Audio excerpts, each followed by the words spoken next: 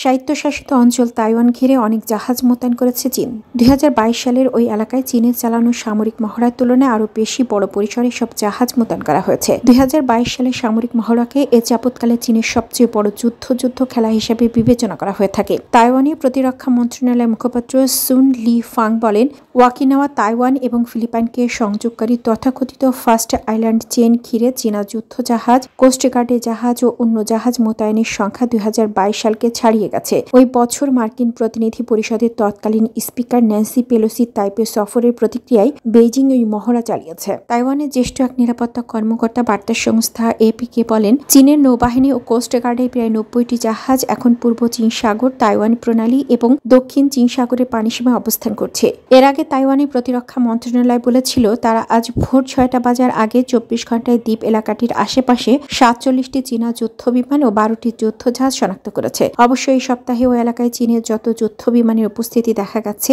সেই সংখ্যাটা 2022 সালের মতো নয়। 2022 সালে যুক্তরাষ্ট্রের তৎকালীন প্রতিনিধি পরিষদের স্পিকার ন্যান্সি পেলোসির তাইপে সফরকে কেন্দ্র করে ওই এলাকায় উত্তেজনা তৈরি হয়েছিল।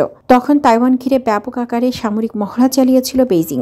ওইবারই প্রথম তাইওয়ানের এত কাছে চীনের মহড়া হয়েছিল। তাইওয়ান উপকূল থেকে 20 কিলোমিটার কম দূরত্বের মধ্যে কিছু মহড়া হয়েছিল। ওই মহড়ার সময় ব্যালিস্টিক ক্ষেপণাস্ত্র ছুড়েছিল চীন। তখন বেইজিং এর এমন পদক্ষেপের নিন্দা জানিয়েছিল ওয়াশিংটন।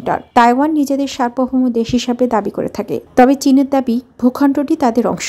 স্বশাসিত তাইওয়ানকে নিজেদের নিয়ন্ত্রণে আনতে বল প্রয়োগের বিষয়টি বেইজিং উড়িয়ে দেয়নি।